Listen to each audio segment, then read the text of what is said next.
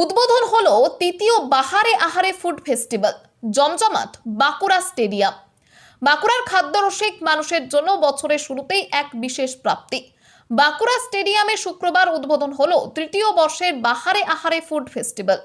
2রা জানুয়ারি থেকে 6ই জানুয়ারি পর্যন্ত চলবে এই খাদ্য মেলা।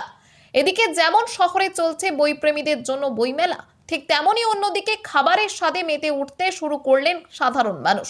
নতুন বছরের শুরুতেই বাঁকুড়াবাসীর জন্য যেন দ্বৈত আনন্দ।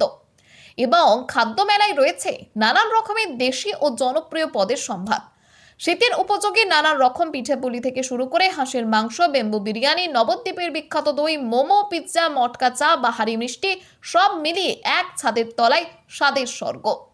উদ্বোধনী অনুষ্ঠানে উপস্থিত ছিলেন বাঁকুড়া জেলার পুলিশ সুপার, সাংসদ, সম্মেলনী মেডিকেল কলেজ ও হাসপাতালের প্রিন্সিপাল, সুপার, পৌর প্রধান, উপপৌর প্রধান সহ একাধিক বিশিষ্ট ও পদমর্যাদা সম্পন্ন ব্যক্তিবর্গ।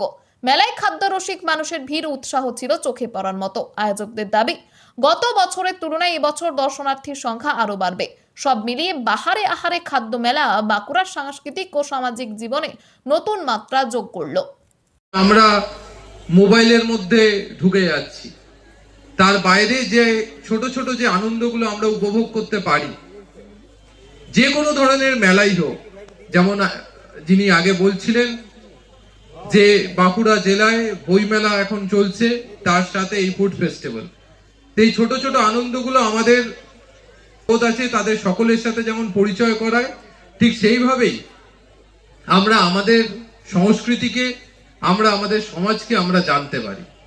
আর এই মেলার সময় রয়েছে আমাদের সাইবার থানায় যারা রয়েছে, এক্সপার্ট সকলে রয়েছেন, আপনারা আমাদের যোগাযোগ করুন, আমরা সর্বতোভাবে আপনাদের সাহায্য করব। এবং আরো একবার যারা কমিটি আছে তাদেরকে ধন্যবাদ।